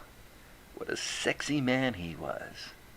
Well, Clark was actually a fairly, he was a little guy. He was kind of a short guy, actually, as I recall. All right, what are we doing with the monkey's arms? This does remain the question of the day. Yes. We should all go to AMB Animation Academy and sign up for his course.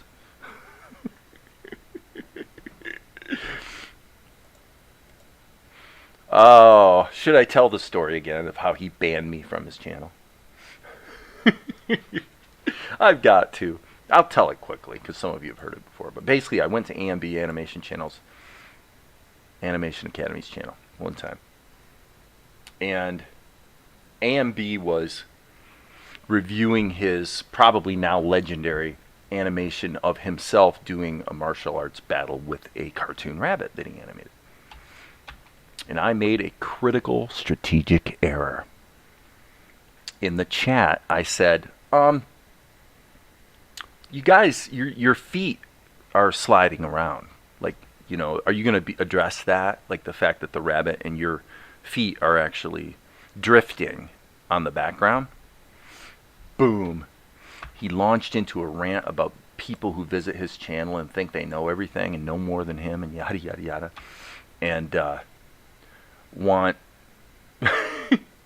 let's just say want social dividends. So right, the reason I made my comment wasn't because I was curious if he was A, aware of the problem, and B, was going to fix it. But no, that's not what happened. The reason I made the comment was because I wanted to draw lots of attention to myself. I wanted everybody on Animation Academy's channel to notice me.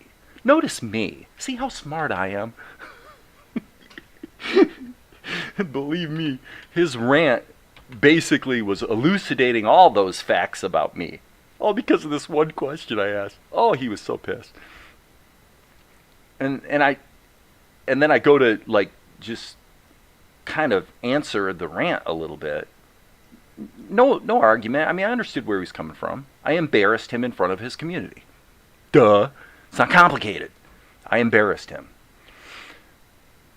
And when I went to add another message of some kind, I realized I couldn't because it's like, oh, I'm banned. Well, that was funny. That was funny. Okay, so now here's an important thing. I'm going to delete before I hit Control V or paste in because I want to make sure any lines that potentially are going to get overwritten are actually gone. So now we're going to do a paste into active layer. So there we reproduce the but again, I mean, to be fair, this is not a slam on AMB. Like I said, I get where he was coming from, and I actually think he's kind of a neat guy, and he definitely has some talent. And if you want to learn, I'll even go this far. If you want to learn 2D animation, probably, and you want to take a course, you know, as opposed to read a book or whatever, probably his course is pretty good, you know. He does certainly have the basics of animation down, and when he's done a little, I would say shots where he has reproduced, essentially copied sequences from Disney movies, I'll tell you what, he's done quite a good job. You know, really nice work. I remember seeing something that was kind of like Roger from 101 Dalmatians kind of thing, and he really did a nice job on that. So I'm not just globally knocking the guy because I really do think he's got some stuff going on. Let's see here. What do we got? Oh, I see. So his tail whips up. Got it. Got it, people. Now I understand what's supposed to be happening here. That's what's supposed to be happening here.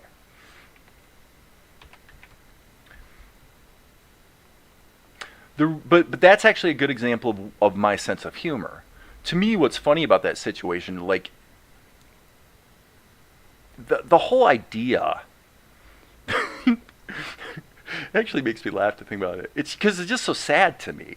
The whole idea that your ego would be so fragile that somebody pointing out a mistake you made would be like launch you into a rant. I mean, Lord knows I've launched into rants for different reasons, but I don't think it's usually because of somebody pointing out something I've done poorly, right?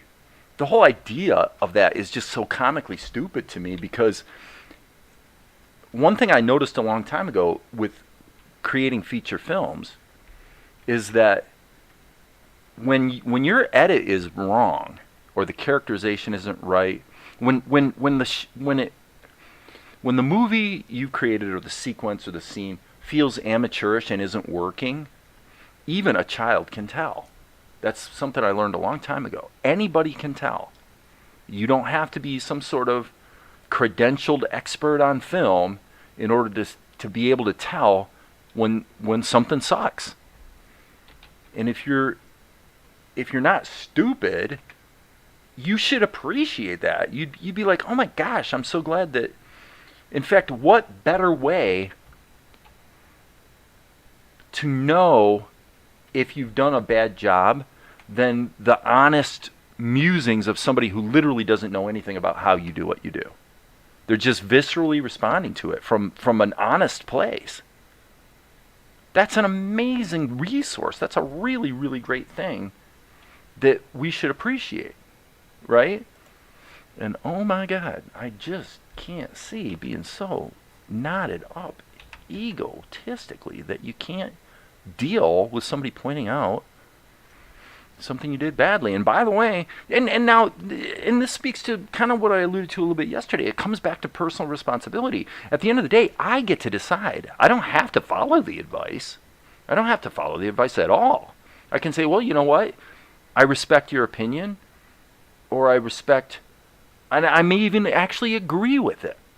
But I still make the creative decision to not necessarily do anything about it. Okay? If that makes sense.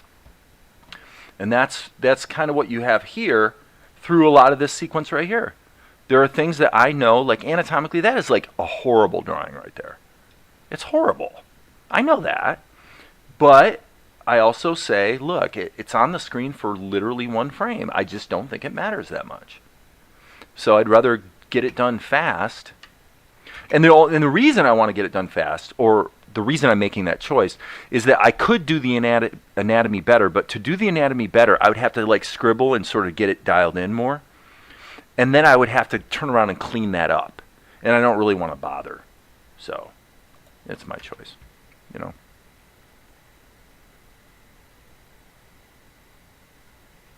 What just happened there? Oh, I see. Yes, got it. So he's just basically got his arms that snap up into position. Probably the prudent way. Let me see this. Oh, I see. So he reaches like, I got you. Okay. All right. So the thing we need to be careful of here is probably taking, and by the way, I should probably look at the comments.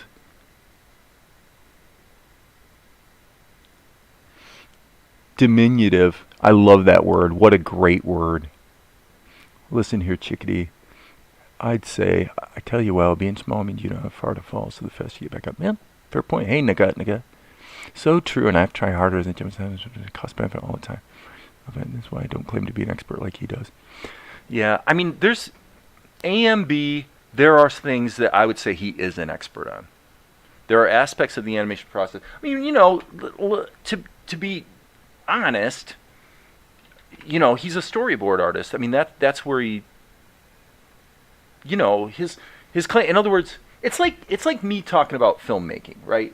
Do I really have any cred, any street cred to be able to make any claims about as a filmmaker? And the answer is yes, some. I have some cred. In that I have written and directed a film that made $1 million. I've done that, but it doesn't mean I know everything there is to know about filmmaking, and especially higher budget filmmaking, whereas everything that I've done is kind of in the low budget category, right? What I'm seeing here, by the way.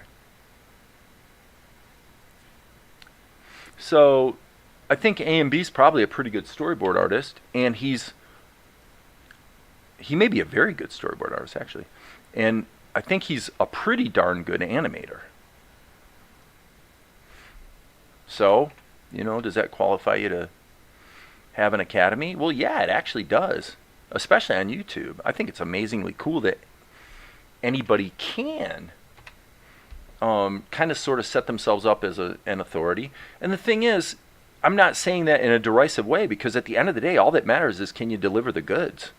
Do you have the stuff, and are you actually helping people? And a lot of, I don't think he's inventing, like the testimonials and stuff on his channel. I don't think he makes that up. I mean, I think he probably has a lot of really happy customers, so, again, I respect that. Where AMB actually falls apart for me would be getting back to, I don't know if I can get back to it here. Would be getting back to this stuff I talked about at the very beginning of the show today. Actually, this is exactly what I was talking about. The guy that runs AMB Animation Academy does not tend to draw this as much as he tends to draw this. His actual ability to draw is just okay, I would say. It's better than probably a lot of people. It's better than average. But his actual work, where he has drawn the characters and you can really see what he's capable of as an animator, it's perfectly fine for, your sort of Saturday morning cartoon type stuff. It's definitely good enough. But as far as having that spark of life that is just amazing, I'm not really seeing it. And frankly, the other people out there that are like that, like say Howard Wimshurst, for example, like Howard's a good example. He reminds me a lot of, who's the guy who does all the sort of proof of concept animations with the Blender grease pencil? His name escapes me. Really good animator. Oh my gosh. And Howard's like that guy, where really good animator. But you don't very often get to see where he actually drew, finished art that was really at that quality level that a lot of people that are into 2D animation would probably be looking for. So basically, it's like the animation's amazing, but the actual drawing is always very, very on the rough side. It's kind of sketchy. It's not like what I'm trying to do, where once you get into ink and paint, things do get fairly precise. Now that may not be true anymore, but it was true for kind of a long time. So, and for me, that just elucidates the difference between why people pursue this particular craft of animation. A lot of people are really into the movement part, the movement and the acting, and other people are into the characterization and the drawing part. I'm probably kind of sort of halfway in between, frankly. I'm basically about getting the story told. So, as you guys know from some things I posted, I definitely do like, I love the stuff Full Chain does. Really kind of like full animation type stuff that really has a lot of character to it. But there's a reason why a lot of that type of content tends to just be pencil tests. Because the fact is, it's a lot of work to turn a rough pencil test that moves nicely into an equally good final animation. It's a lot of work. And for probably a lot of people, it's not worth the effort it would take. GE, I gotta erase this. So I don't know. It's all speculation at the end of the day, Most people who ostensibly might want to create, do something like what I'm doing, where they're creating a show out there in the sort of internet blogosphere, tend to feel that they can't get to that step until they're funded, until there's money on the table. And I can kind of understand it, because it's like it just takes so many hours to do good ink and paint and stuff. So, as I say, I don't know. It's all speculation. All just thinking out loud here, thinking out loud. Boom. Okay, so here we want to actually do an insert. Is that right? Actually, no. I did that one frame too early. There we go. There we go. There we go.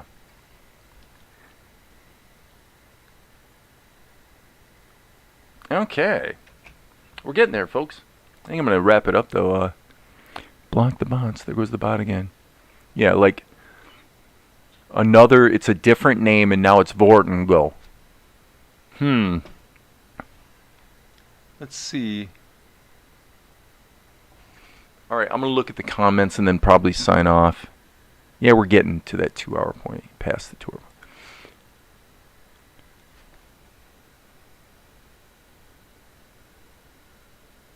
hour. When you're talking, that's why I don't claim to be an expert like he does. Oh, okay, yeah, right. So you're talking about AMB.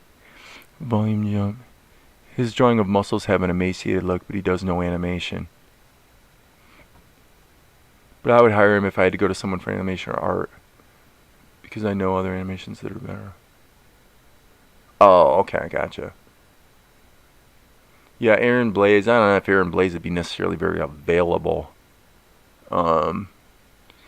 You know, and there's that guy named Taniko out there who's got a pretty good YouTube channel on animation, and I know he just picked up a job.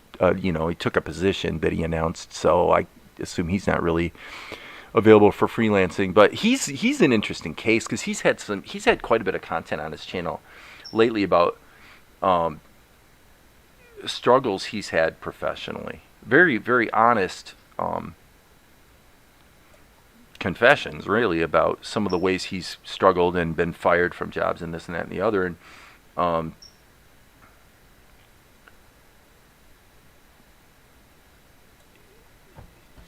so I guess everybody's got their path. I think I'll leave it at that. What I was about to say, I guess I'll just say this. That's a guy that I have reached out to quite some time ago, and he didn't respond at all. And to me, gosh, I don't know if I've ever done that. To me, it's the key thing, the number one most important thing in business is just communication. Just communication. It's so easy, so quick. Even if it's, hey, got your message, but I'm buried, can't really respond, but thanks for inquiring or something. You know, when somebody just ignores you, you know, it's not a big deal. Life goes on, and it's, you know, who cares? But you do make a mental note, and you say to yourself, okay, you know, it tells you a lot about a person's level of professionalism. How they communicate tells you actually, I'll just say, how a person communicates, how promptly, how, you know, the nature of how they respond, things like that. You can tell a lot about a person by how they communicate. Big time, like majorly. So that I know for a fact from having been self-employed for 31 years. I've kind of been around the block a few times with a lot of customers, ranging from gas stations to multinational corporations. I kid you not. And, you know, you just kind of learn some things. You learn some things along the way about how the world works. All right, I'm going to go ahead and crank this up to about half opacity and then look at it, and then I think I'm done for today. At least done live streaming. I may come back to the work later in the evening or something, but I think we need another eye blink, by the way. I like what I'm seeing. So on the monkey head, we had this blink right there. Okay, and the blink happened in the context of the eyes or the ears moving as well. So that means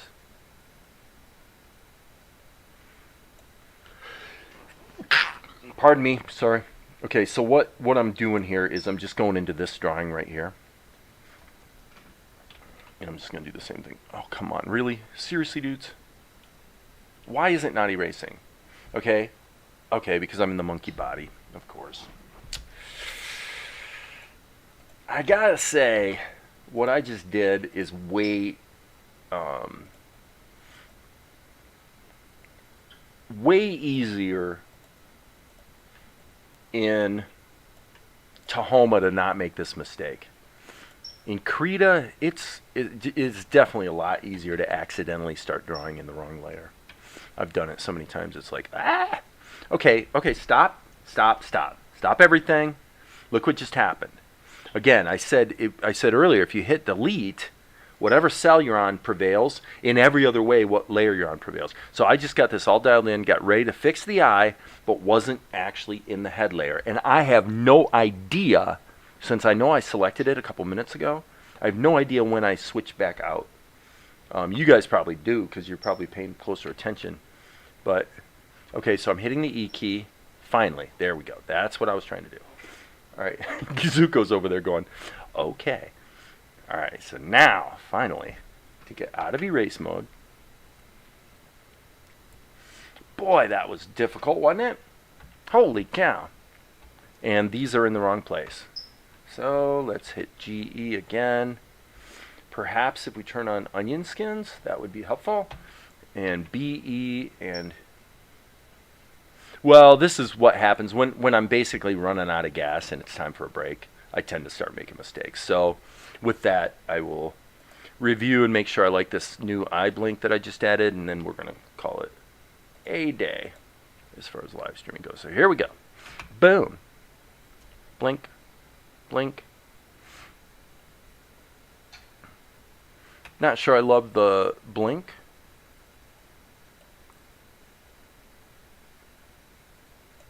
Because I feel like it is not adjacent to the other blink quite as nicely as I would like. Nope, that doesn't work either. That's interesting. I'm going to actually do a 2 blink.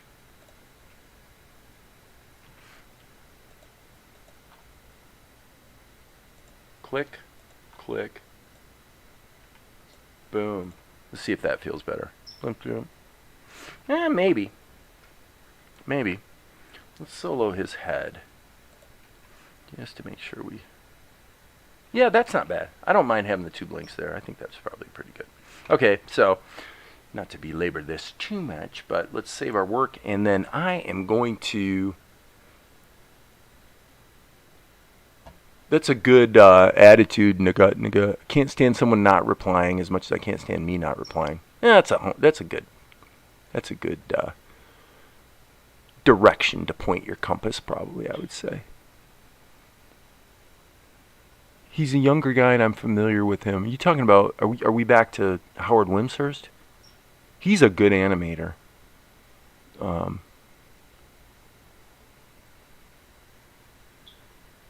2 blink works for me. Okay, cool. All right, with that, I am signing off, and as you guys know, there definitely will be more.